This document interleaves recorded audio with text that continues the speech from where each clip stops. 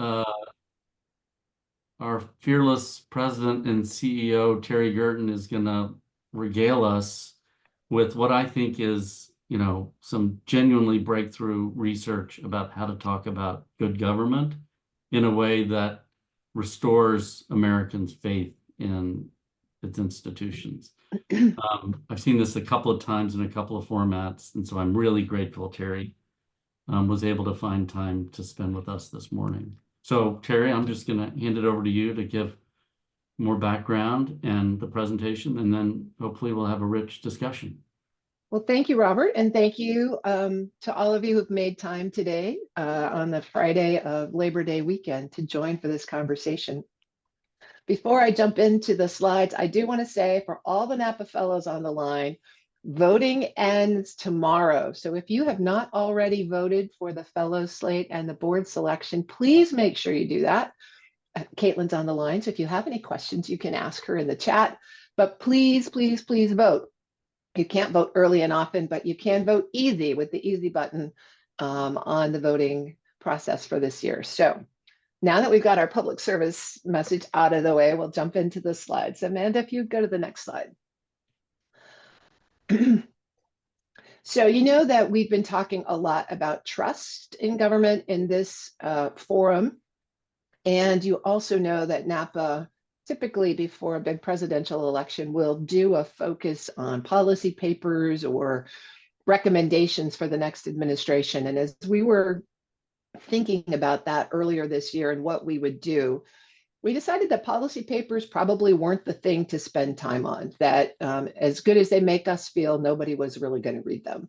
And so we wanted to think about what we could do that would be meaningful. And we landed on sparking a conversation about good government. What does good government mean? What does it look like? How does it feel? And so we started to ask a question.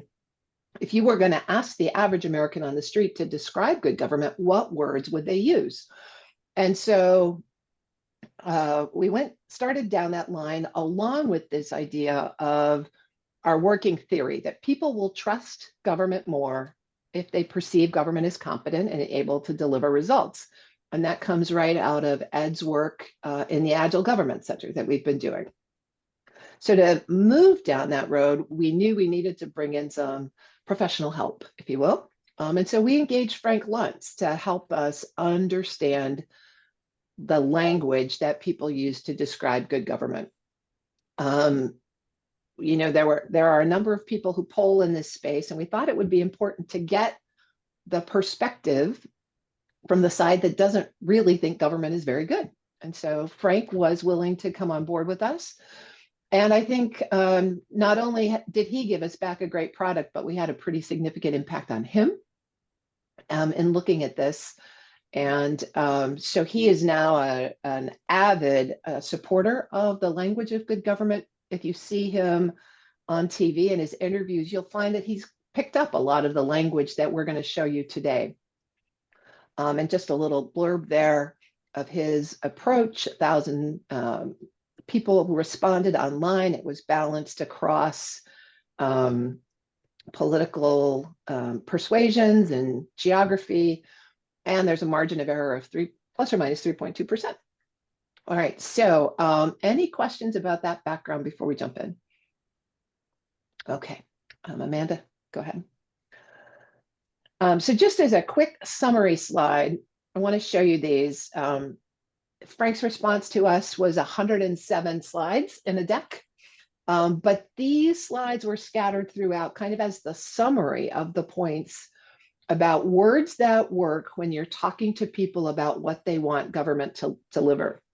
And I don't usually read slides, but I'm going to read these because I think when you hear them out loud, you will find that you have an emotional response to these words, right?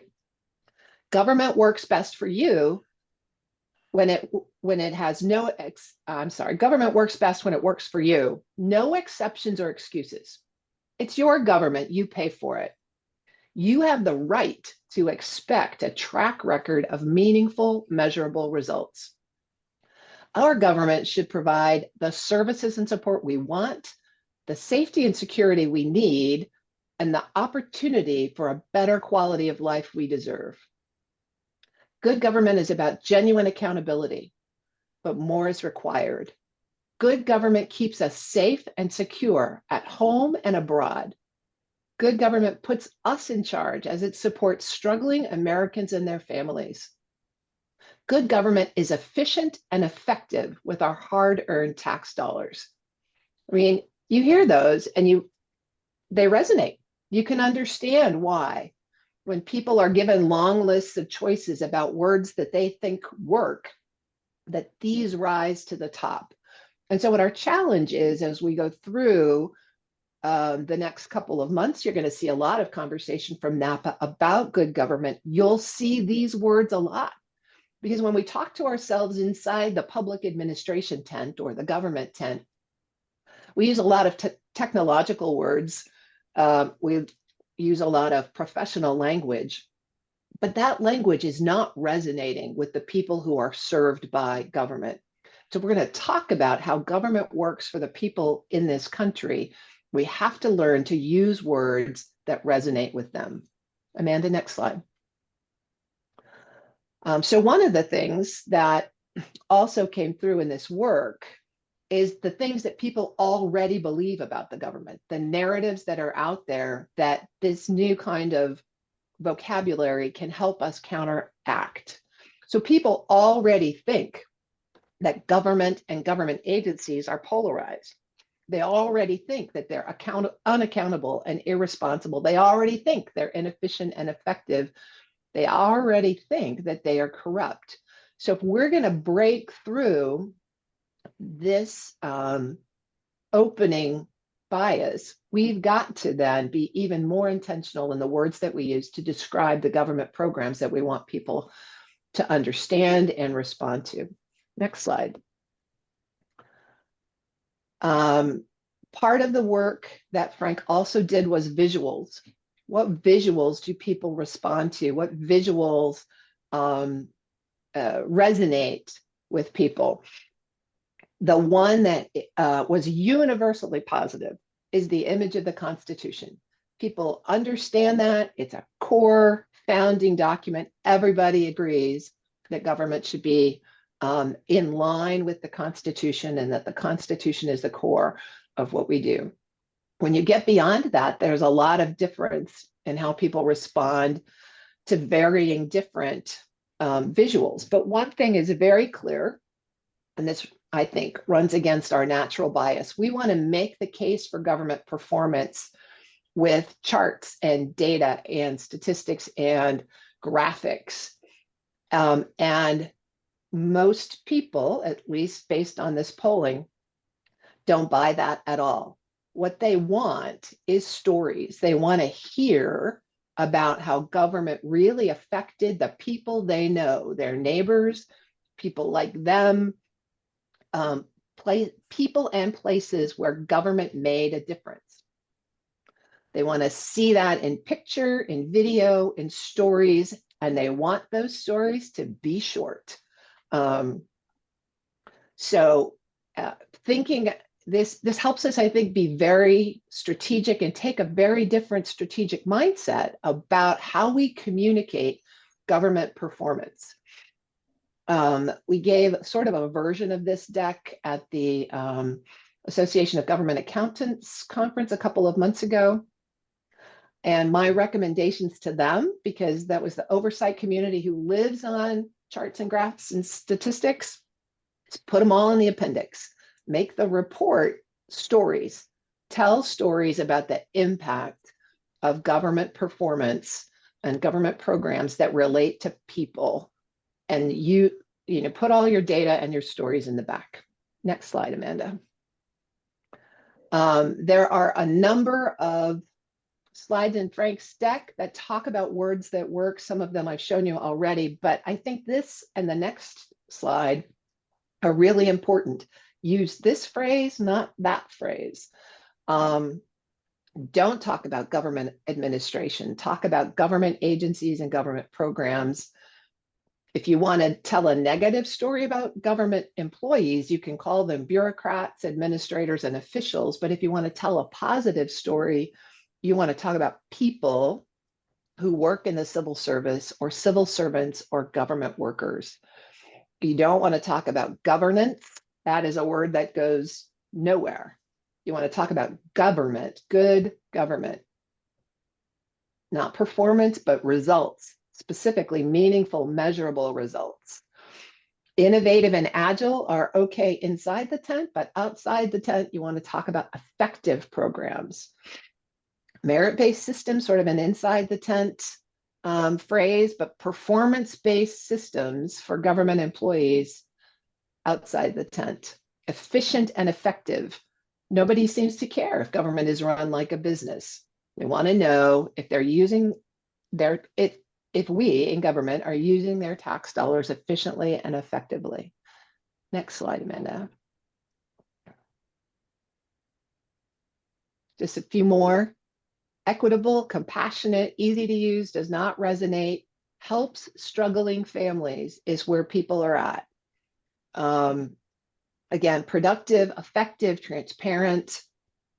People want to feel respected, appreciated, and valued, and they care about trust. They want their government to be trustworthy. So next slide.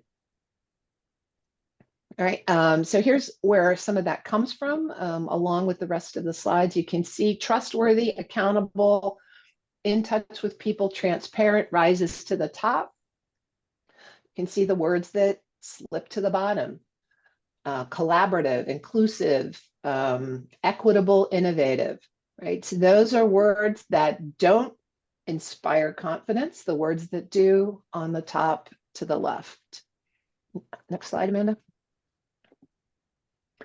So some of the lessons that we take from the findings when you're talking about government agencies and programs accomplishments, aligning them to some of those phrases is going to help you break through the public bias, right? Talking about programs that keep us safe and secure at home and abroad. Talking about and demonstrating how programs support struggling Americans and their families. Talking about and demonstrating how programs are as efficient and effective with tax dollars as possible, how they serve every American in every corner of the country, deliver common sense solutions and real results, fix the root causes of our problem, and protect democracy. So again, thinking about framing the stories of government performance in this way, you can then segue to more specifics about what the data and the performance are, but starting with these kinds of top level phrases and framings is going to help set messages up for better success. Next slide, Amanda. And here's just, again, some of the suggestions for improving agency communication, being very specific. No, as we used to say in the military, big hand, small map waves. You got to talk about very specific programs, very specific impacts on real people. The generalities just kind of get waved away.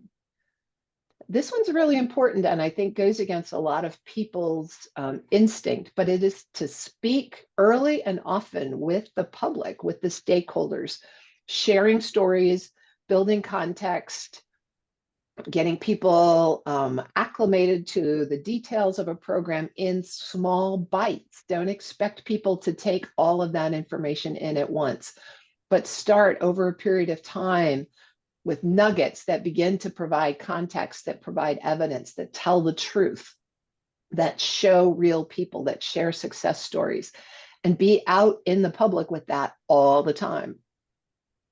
Aligning agency activities with this kind of good government language, talking about meaningful, measurable results that can be proven, clear vision of what you're trying to achieve.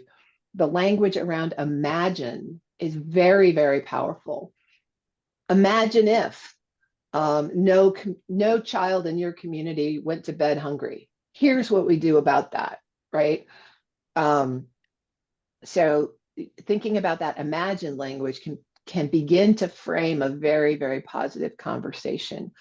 Tailoring information based on the audience, personalizing success stories, showing real people, using short videos, clear, measurable, descriptive words, and demonstrate this efficiency and effectiveness, because it was a very strong thread throughout that people, and this probably doesn't surprise anybody who's done any polling on this, people don't believe, or people believe they give more money to the government than the value of the government services that they receive. That's not typically true, but most people don't understand all of the value of the government programs that they're on the receiving end for. So don't fight that understanding. Try to demonstrate how your particular program actually is efficient and effective in spending your tax dollars. I'm going to go ahead, go on to 12, I think. So we asked some specific questions around Schedule F to see what people thought about it. The first thing is that most people don't really know what Schedule F is. If you're not already inside that conversation, most people don't know. If you are inside the conversation, you have a very strong opinion, depending on your political persuasion. The good news, though, is that when given a description about Schedule F and asked a question about how important you think a nonpartisan civil service is for a strong democracy, 87% said that a nonpartisan civil service is very important.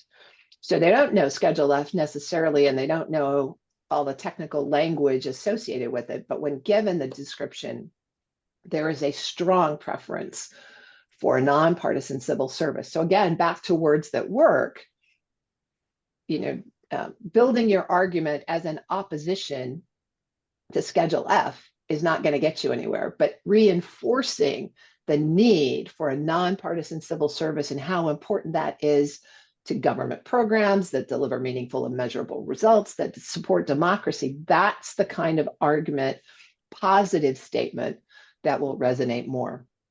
Amanda, go ahead. This just highlights, again, some of the language that we set up top, and note that this is a question about groups you distrust. Distrust government bureaucrats, distrust government officials. The group that is least distrusted, government civil servants, people who are, just like ordinary people working for government, doing their best to serve their neighbors, making government work for real people. That's how you frame a positive story about the people who work in government. Next slide. And this just kind of summarizes the findings from these few questions about Schedule F, right? When we gave people a list of government reforms that they thought were most important, civil service reform was dead last. And I think that's really important for all of us to take on board. Where you get alignment and interest in civil service reform is when you attach it to issues that people care about. And again, they prefer an independent, nonpartisan civil service. They care that civil servants and that nonpartisan approach strengthen democracy. If you frame something as a risk to democracy or weakening our democracy, that resonates. People don't want that. They don't want government servants to be retaliated against or abused. They don't want government operations disrupted. But beyond that, most folks, and certainly based on this survey, don't have a really strong understanding of the connectivity in that space. But if you go into conversations knowing that, you can shape your conversation about government reform or the importance of civil service and what you're going to do to protect that, because it supports democracy, because it helps deliver meaningful, measurable results, because it helps government programs work better for the people like them. That's where you get the resonance in the language. So I think these guidelines are really helpful.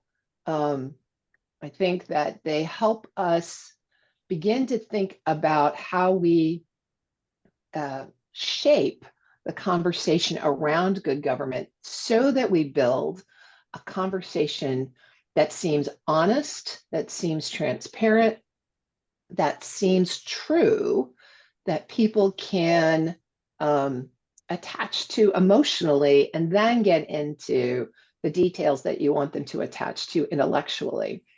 So that's my last slide. I think we can take the slides down, and I've seen some of the questions pop into the chat. So Amanda, maybe we can just go back to the big screen, and Robert, I'll turn it over to you for question mediation. Sure. I mean, one of the big questions, first of all, Terry, congratulations on this work. I think it's incredible. And to the extent we can convert it to useful tools for people across the federal government ecosystem would be great. The questions we're getting are, can you make these slides available, or the fuller Luntz slides available to the panel? We can. Great. Okay. If you want the 107 slide deck, we can send it on out. That's right. And that does get to the bigger question about how are you going to package this, roll this out, make sure that it has the intended impact? Well, this is one of the steps. We're certainly. I mean, it's probably all you need to do, really. EOM is you're probably done. But we have shared it with a number of the other good government organizations. We're working with the Partnership for the Public Service to get this to the public administration roundtable that they run, make sure that it's out in that space. We've shared it with some congressional office staff, but and it's certainly embedded in the work that we're doing and the way that we're thinking about how the Academy communicates all of its content and conversations going forward. But I think there's plenty in here for everyone, and we don't want to be the controllers of the interpretation of this language. So if this is helpful to you all, I mean, we're happy to make it really broadly available. Anybody who's interested in the good government space, I think, can find something in here that can help them shape their communications and their reporting. So happy to share it as broadly as possible. Okay, so let's open up the conversation. If you could raise your hand if you have a question, that would be great. Mr. DeSalle. Am I off mute, Robert? Yes, sir. Yes, sir. Hear you loud and clear. One of the things that I'm doing at this point, and I made a note in the chat, is pulling together for the fall meeting a discussion of the relationship between agility and trust. And many of the things that Frank has talked about are captured, as Terry mentioned, within Agile Government. I've already looked at the work that Don Kettle has done. I've looked at the work that others have done. If you have any ideas about how to talk about the nature of trust in government and the kinds of things that Frank dealt with, I would appreciate your thoughts, and I will try to distill them into the presentation on trust. We want to thank our friends at Cherry Bekaert for sponsoring the trust work. But I'll try to distill them into the fall meeting presentation, and we can have an additional dialogue about this and other ideas at that time. So a preview of coming attractions. Thank you, Ed. Please, Ed posted his email address in the chat. If y'all want to reach out to him directly, please do that. Other questions or comments? So Colin may put several in the chat. Colin, do you want to come off mute? Hey, Terry. Yep. Thanks so much.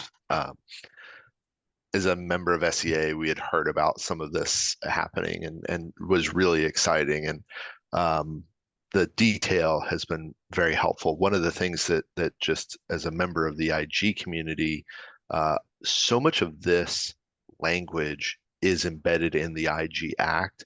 And so from that perspective, it felt very natural and normal. But I recognize like that I may be the exception on these. So, to the extent that we can help others kind of understand what that means, and it's very exciting, right? And I think the bottom line is we have now a real tangible way. I mean, I was just thinking about, um, updating my LinkedIn profile to say, civil servant, right? Just some of those really basic things that we can do.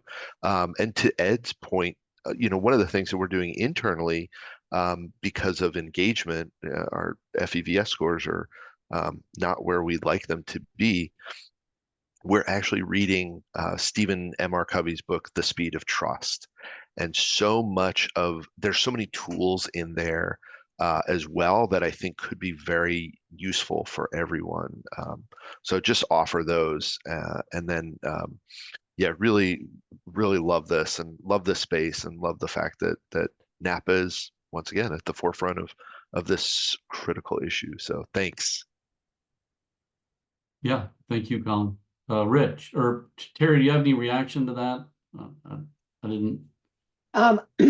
Well, one thing I would say, and we're trying to have some conversations about this as well, is the oversight community has a critical role in emphasizing the transparency of government and the truthfulness about government, because they're the ones that often point out the gaps where government is not as efficient and effective and transparent and trustworthy. But I think we have to be really careful about how we frame that, because we want that to actually be a trust building conversation. So it can't just be government is a bad performer, right? In an IG report or an audit report, it's important that they point out the shortcomings, but then the leaders of those organizations also bear a responsibility to say, and here's what we're doing about it. We acknowledge that we fell short in this space or that space, and here's what we're doing about it. And we're going to tell you regularly about how we're improving and demonstrating that we're serious about performance and improvement, right? So it's really important that we have the oversight community and its reports, because they keep us honest and they communicate to the public that we are holding ourselves accountable. But then leaders have got to have the corresponding message about how they're holding themselves accountable and what they're doing to change and improve. The two pieces separately are not as impactful as the two pieces together. Rich? Hey, thanks. Great presentation, Terry. Really appreciate seeing this. Question, somebody mentioned that this informs action across the federal government. Would you see this as having insights for state, county, city government as well? Or is the design of the survey primarily limited to people's view on the federal level? I think the answer to the first question is yes. Any leader in any government organization at any level can use this. The questions and the survey was principally about the federal government, but there is data in there about which level of government do you trust the most. Won't surprise you that local government is trusted more than state government, which is trusted more than federal government. That data is consistent across OECD countries. It's consistent here. So that's a really common understanding. But then again, we say, but most people don't know what services they get from those different levels of government.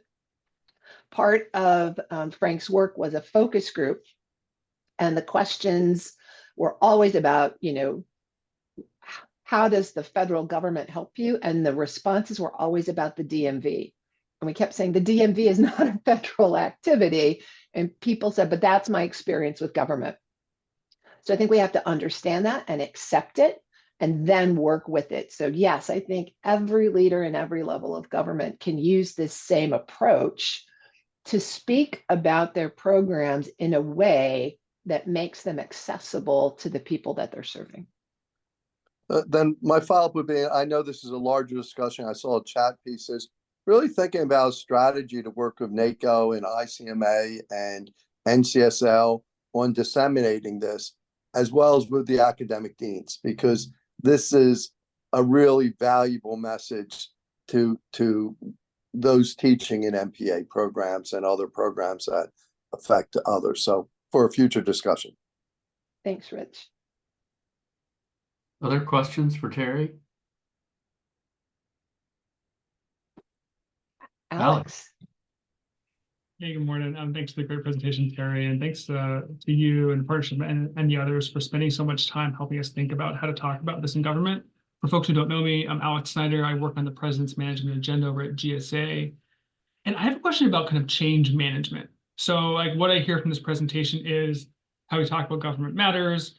There are better ways to talk about government that we know from research, and yet it's not happening. And so for folks that have been around government a lot longer than I have, who have thought about center of government change management, I'd love to hear some ideas about like what we could do as a federal government to try to take things that we know and have them better implemented by agencies. Terry, you're gonna. I'm happy to let others chime in. I mean, I'll start. One of the conversations that we had when we first asked Frank to share this was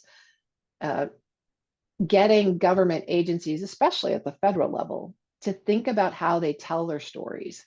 It is not enough just to post something on a website and hope that people will come and find it. It's not just enough to publish a report and think that that's enough. If you're going to try to reach people, you have to reach people where they are.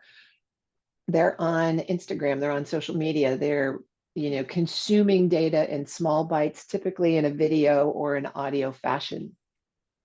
And where there are a couple of agencies maybe that kind of have a better knack for that, really actually engaging some professional messengers and communicators to design communication strategies and even advertising strategies that help get the government performance story out in the channels where people are. One of the things that I found really interesting in the focus group was people say, I just want to see the data. I just want to see the data on how government is performing. They don't actually want to see the data. The data is all there. They want someone to tell them the story about the data and how it works in a way that is believable and resonant with them. So, as I said, put the data all in the appendix, post it on the website if you want, but tell the story and tell it frequently and tell it in the channels and in the modes that people are receiving. But happy to have anybody else chime in. Any other thoughts on that deep change management question? Terry's comments lead me directly to performance.gov and why people don't use it. And is it the language? Is it the fact that it's heavy on statistics and that kind of inside information? Or, and more importantly, what could be done to build on that investment to make it a better channel of communications about what government's producing for people? And I think, Steve, the question's a really good one. And it starts with an assessment of who you're communicating to, right? If you need to have a degree in data science to perform queries on your database, you're going to reach a certain group of people, but you're not going to reach the average voter, right? So if you want to reach the average voter, you're going to need to think about a different way of communicating that information. You're going to need a video on TikTok. You're going to need something on Instagram. You're going to need, a clip that can go viral. You're going to maybe need a different messenger, right? So think about, are you trying to reach the researchers, right, with data that requires a login and a query, or are you trying to tell a story to people on the street? So the goal should be to have people go to performance.gov, post viral videos. Videos go viral on TikTok and other social media. Is that what we should do next? Well, again, I think it depends on who you're trying to reach. But yeah. with the words that will resonate with them. Let me know if you need to up your social media game. John, sir? So, first of all, very good presentation, Terry, and this is very useful information. Thank you. One of the frustrating things, at least to me, is in this area of discussion is that there's a difference between trusted government and trustworthy government. You can have trustworthy government that's doing the right thing, is operating efficiently and effectively, getting the job done, producing results, and it could still not be trusted in part because you may have individuals out there, especially in a political environment and in an election year, who are supplying deliberate disinformation. It's, things are a mess. You need to elect me or elect my group because we're going to fix it. And they're going to create, they're going to take all the worst scenarios and put it out there as fact. So it does seem to me that it's not enough to just, in a vacuum, tell the good story, an accurate, real story, but also we need some kind of a way to, react affirmatively to the disinformation. And part of that's in the political realm, where NAPA's, nonpartisan. But I think, we're not going to get to more of trusted government unless we figure out a way to effectively deal with the disinformation that's being put out there for, partisan political reasons. So just more of a comment, I guess, than a question. John, I think you're right. And Terry has emphasized the need to focus on the truth. But we should also be candid that government's not always running on all cylinders. Yeah. And a good example I have of that is the G Word documentary.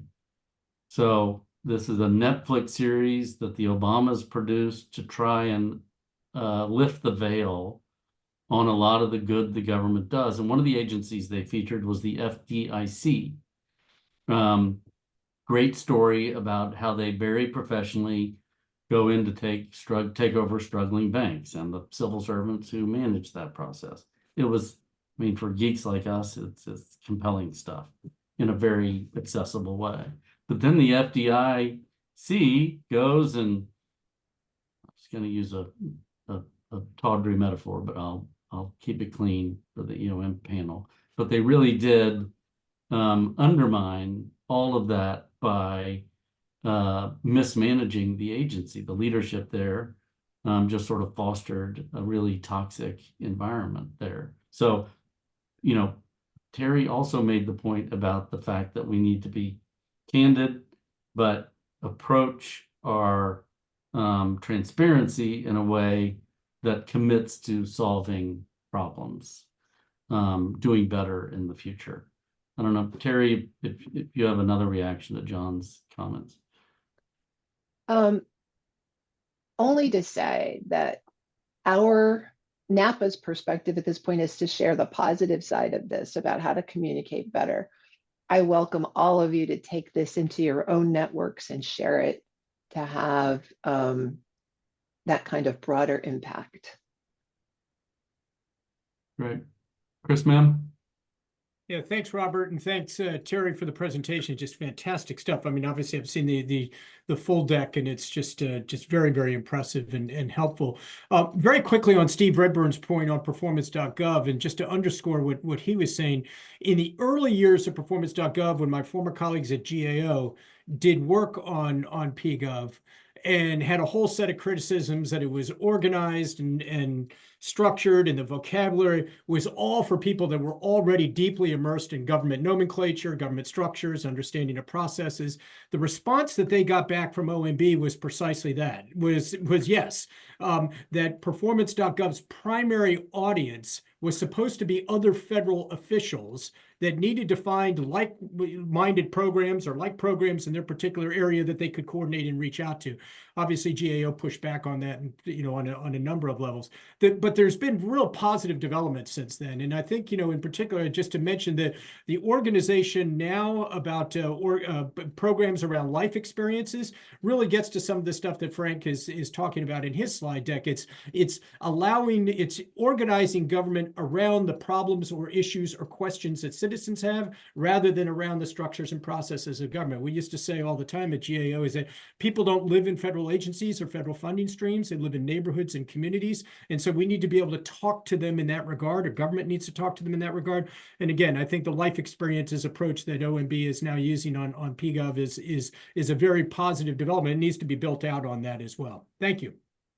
Thanks, Chris. Other questions or comments?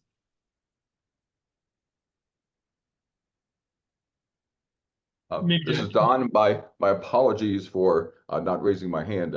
They've updated the version that I have here, and I can't raise my hand on this somehow. But a couple of things I've been. You must have been like a caged animal. You must have been like a caged animal. And for what it's worth, along with Terry, I've been living in these data for the last 6 weeks, rooting around, sort of rolling around in it, trying to soak it up and figure out what it is that it means. And if I could share just a couple thoughts for what it's worth. One is that to start with the negative and then move toward the positive. One is that there's just a whole collection of things that we shouldn't talk about. Not that we can't talk about the issues, but words that don't resonate and that will in fact undermine our message. And there's in the mega slide deck, there's a whole collection of words that are just not useful and other things that are. And so it's a way of trying to create a language, what Frank calls a lexicon, to be able to deal with the issues that we're talking about. So there's that piece first. The second is just how amorphous the public's understanding of what government actually is. That when people think about government, they tend to think about what they see on TV, read in the news. They tend to think about Congress and the president. They tend not to think about the bureaucracy much, but there are, and they don't think about the bureaucracy well. Federal agencies, on the other hand, poll fairly well. People who deliver value in a nonpartisan, trustworthy, and effective and efficient way, that does pretty well. People like government programs, and they look in particular at examples of big successes like Social Security and Medicare and Medicaid. They love that. As you get further on down, however, that there are programs that just have a harder time being able to make the cut, and what is it people are positive about. Next message, I think, is that what Frank has found is that the lines between Republicans and Democrats on lots of issues are pretty tough, pretty high, difficult to cross, and therefore hard to try to negotiate. That what he says, the people that we really need to try to appeal to are independents. They are the swing that goes back and forth on the issues of government and government performance and government results.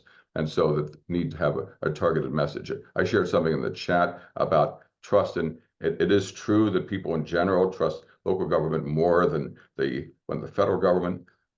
But there's also a big difference between the parties on this. In general, Democrats trust the federal government more. And in general, independents trust local governments more. In general, Republicans trust state governments more. And you can see that as the way in which the policy debates are emerging. And so it's not only a matter of trying to figure out the audience for what it is we're talking about, but also understanding that the message tends to resonate differently depending on party, and then depending on where it is that the governmental activity actually takes place. And if you look at just the way in which people like DeSantis, and the way in which Greg Abbott and Greg Newsom and Newsom are trying to do what they're doing, there really is this focus on state governments as a major force among the Republicans. And so there are different levers for action in policy depending on your policy preferences, and all of this is sort of captured in the wonderfully rich 106 slide deck, but which takes, I think the only way to really digest it is to roll around in it for 6 weeks and to try to distill some of that stuff. Next point is that in general, people kind of like administrators, not bureaucrats, but government administrators who act in a trustworthy way, which essentially is showing respect for taxpayers, showing appreciation for what is the taxpayers do, acting in a nonpartisan and fair way, because people don't like the idea of the possibility that some people get a better shake than they do. And so it's creating the sense of fairness across the board that's important. And then the last thing I think it's worth sharing is that the outcomes, performance, that's all inside baseball. That just doesn't cut it. That doesn't resonate with people out there. That's one of the reasons why I think performance.gov struggles a bit. What people want to see is results. And I'm in the process of trying to find a way to write some of this down for GovExec, but there's a big difference between those who are on the inside trying to measure what it is that they think that they're doing and posting it on websites and projecting it, which they call outcomes, and the lived experiences of people and the way in which government affects their lives in ways that are positive or negative, which they see as results.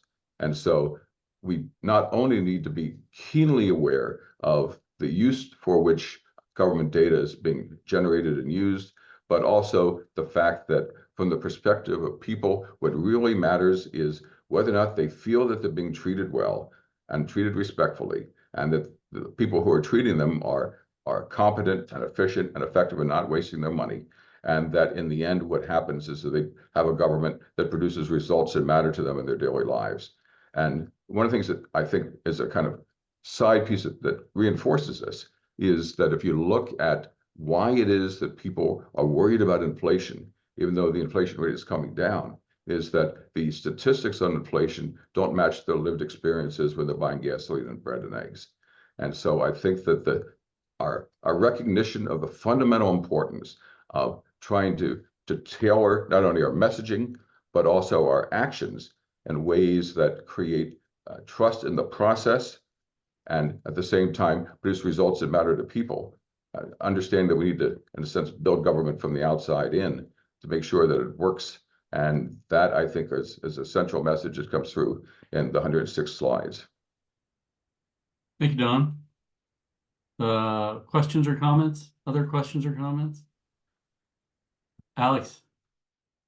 As someone who is intimately involved in performance.gov, I just wanted to share some gratitude for this conversation and the fact that we have so many smart people thinking about how we can make it better. This is something that we're obviously in the middle of reflecting on as we think about the next PMA and how we might use performance.gov differently. So just wanted to issue an open invitation to share other ideas for how we can do this structurally. Obviously, from us, we have a bit of a conversation that we do internally about how do we source this content? How do we develop our own internal mechanisms for getting that content, getting it approved, all those different things that you all know too well. But just know, these are things that we're thinking about. We want to do it better, and just really grateful that there's this community around us that cares about this. And hearing specifically, there's messages around you have to go beyond posting data. We have to find more stories. Those really resonate with us. Thank you. Alex, Napa will send you a bill, Alex. Terry. Love that. But Alex, I just want to follow up because one of the new things on performance.gov is the trust data. And I think the data there actually is perfectly aligned with this, right? When people respond to what makes a government interaction trustworthy, was it effective? Did it help them solve their problem? Was the person that they talked to helpful and treating them with respect? Was the process easy to use? Did they understand what was happening? And did they understand what to do next? Right. So you could almost take those responses and turn them into stories. When Mr. Smith or Ms. Jones engaged with agency X, they got help on this problem from this person, and this is how it looked. That's it. That's the story. And more of those stories that are communicated through the trust survey, I think, really give you a line forward. And here's the data, right? Here's the story, and here's the data. And I think that the approach that you're going with on the trust surveys is really kind of a path forward on this question. And just to reinforce what Terry just said, if I might, it's there is a constant battle let me say, constant pushback from the academic community about the use of stories, and that it's fundamentally a bad way of trying to communicate. That's fundamentally a bad argument, because many academics don't read the stuff to begin with. Many academics don't even read the journals. I don't believe this, but there have been some analyses once upon a time that said that the typical academic journal article is read by the editor, the author, and maybe two other people. And so I think things maybe are a little bit better, but not by much. And the reason is that that you can have the wrong kinds of data, asking the wrong kinds of questions, communicated in the wrong kind of way. That we need to try to find ways of matching it up. But on the other hand, jumping into storytelling in a way to try to manufacture a reality that's not backed up from data is incredibly dangerous, because it will you'll get torpedoed every time by saying, yep, that's right, but it just doesn't match what it is that's really going on out there. So I think that the key to the storytelling piece of this is to create stories that capture essentially the central point of the data. You can figure out whatever the average, the mean, the median, the typical is, and make that the core of the story. Examples of bad things that happened that were corrected is, I think, incredibly important, because people are not going to, if you tell them for the 50th time, we're doing good work today, was that, well, that's what you're getting paid for, and we're not sure we believe it anyway. But one of the things that there is growing evidence for is demonstrating that an agency can correct problems and turn itself around by recognizing its failures and creating improvements, and that and that's kind of a counter argument, because it focuses on outliers. But the degree to which you can talk about that, the more that it creates and reinforces trust. And so, in terms of communication, that's awfully important. And because on the other hand, what people tend to reach out for, people being members of Congress, their staffs, and the media, are the scary, the horror stories, the things that demonstrate that government screws up yet again. And so the more that we can create, here's a story that's backed up by data, here's what is going on, it represents the way in which the government's operating, or here's a problem that we corrected and we're moving forward. Because that, I think, are the two kinds of things that resonate with the audience out there. Jonathan? Yeah, I appreciate the chance to just quickly share an elected position on this, because what you all just talked about, we're experiencing in the city of Fairfax. We were ranked one of the top 20 safest cities in America, and yet we have people who do not believe they are safe. And that becomes from those anecdotal stories. And what we've learned, and we are seeing it consistently, is if you have the data and put it out there, but do not tell a story about it, no one reads it. The moment we shared the information about our bike police doing 40 miles in August, we got positive feedback from the community that our civil servants, our police officers, were trying to make them safer. So I think you're absolutely spot on with this information. I could see it play out on a regular basis here. But to me, as an elected leader who's been at this for 8 years and is about done with their term, I think it's about creating the stickiness to say we're going to keep at it even when it's hard. Because some of the toughest conversations you have are with the wife of the head football coach who doesn't feel safe in her neighborhood. And it's going to take you 3, 4, 5 conversations to win them over, that you're not trying to dismiss their feelings. You're trying to embrace them and then bring the data and then build the trust. So just an example of seeing it in action here in the city. And I think you've got some really good information to take to the local level and really help that storytelling, because that's really what's making a difference.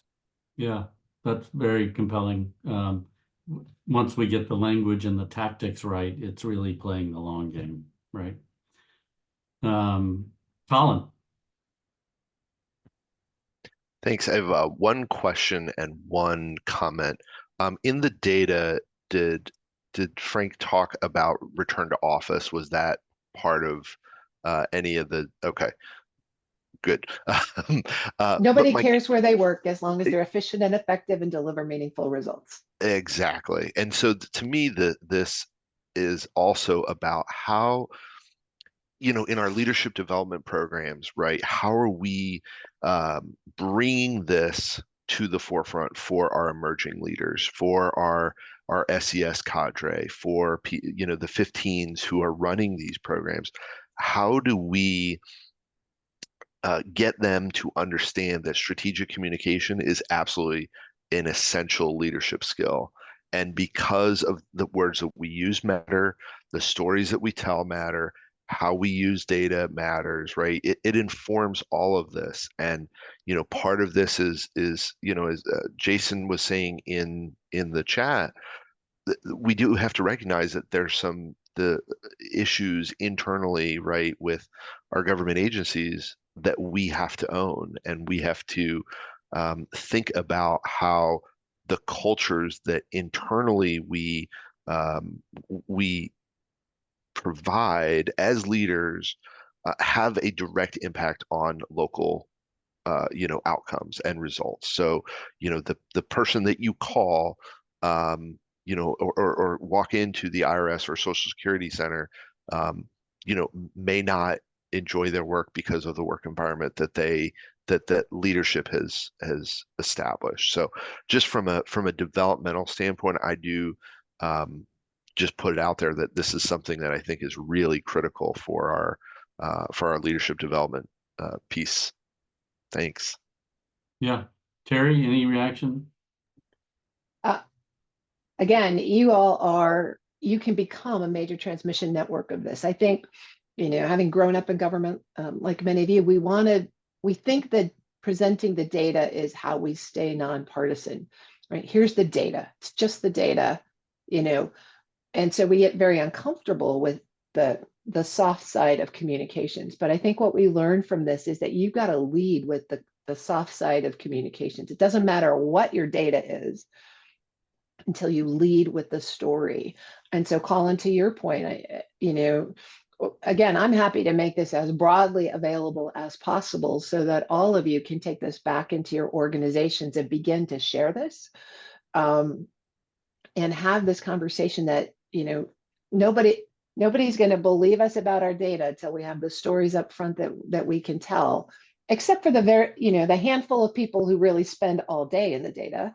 But if you want to reach the average voter, the average person on the street, you're going to have to lead with communications followed by data, not lead with data.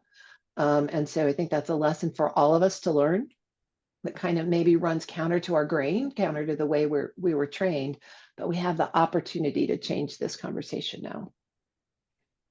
And again, I can't resist nuggets, but people in the survey were asked where it is that you think most feds work. And inside Washington turned out to be, and let me go back to the data here, 46% thought that most feds worked in DC, 13% had no idea, 41% said outside DC. So that the people in the survey got it completely wrong, because in fact, the people who think that 41% of people work outside DC, that's half the number, roughly. And so it's people just don't understand, but they don't need to. What they need is a government that actually works for them. So, but the level of misperception is just stratospherically high on a lot of these things. Rich? Yeah, I just wanted to kind of build on something Don and others have been saying earlier.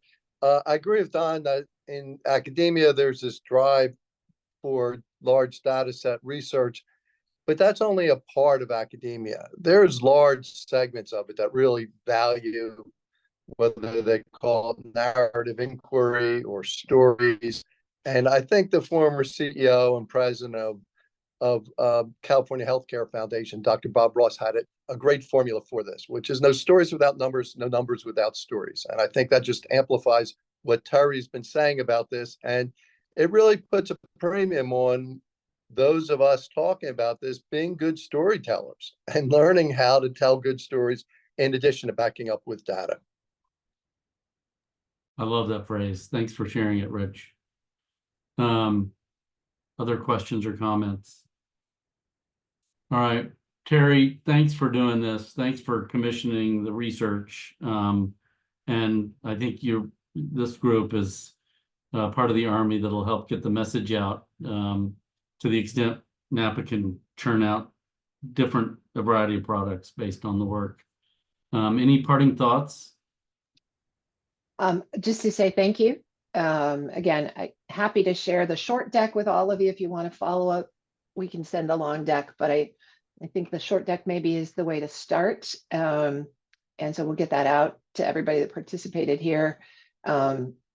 Thank you for your support of this. Take this wherever you go. If you have specific questions about it, you want to follow up, you all know how to find me.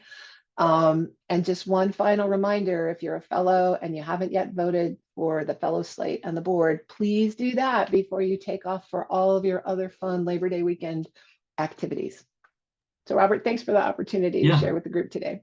We've ended early. Caitlin posted the link in the chat to vote. So y'all have got plenty of time, no excuses. Go and vote. Thanks, everybody. Enjoy the long weekend. Take care. Thanks, everybody.